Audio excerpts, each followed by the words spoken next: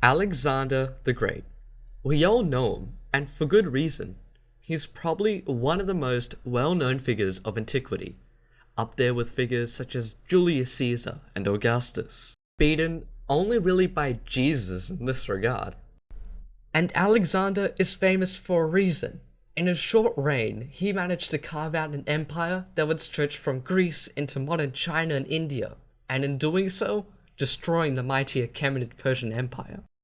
But we all know about Alexander's conquests, and his feats are legendary. However, there's someone in the shadow of Alexander.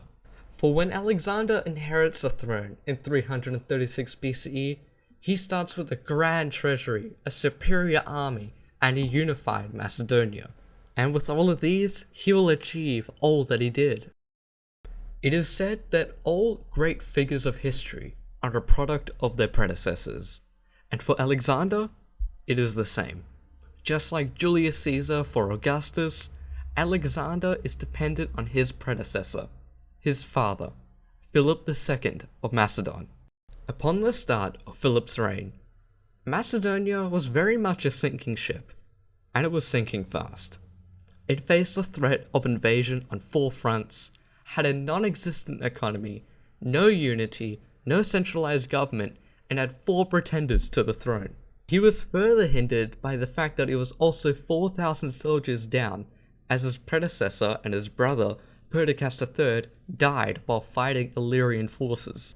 But in its hour of need, Philip pulled through.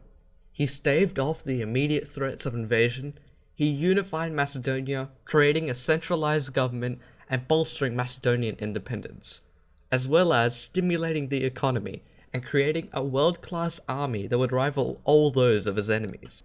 Through diplomacy, deceit, cunning, bribery, conquest, and a special ability to play off his enemies against each other, Philip II managed in just a couple decades to control a land that would comprise of all of northern Greece, most of modern Albania and Bulgaria, along with all of European Turkey, and he united most of Greece in a central league.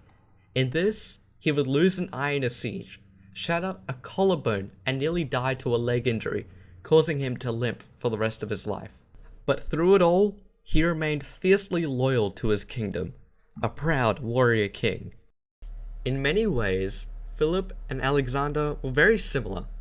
Like they say, like father, like son. In a sense, they were a lot like rock stars. They fought hard, they lived hard, they loved hard, and they died relatively young. As Philip would lose his life in an untimely assassination in 336. But he transformed Macedonia into the hegemon of Greece, the supreme power. Philip's wars, conquests, and diplomacy are what the series is going to focus on. The story of Philip II of Macedon.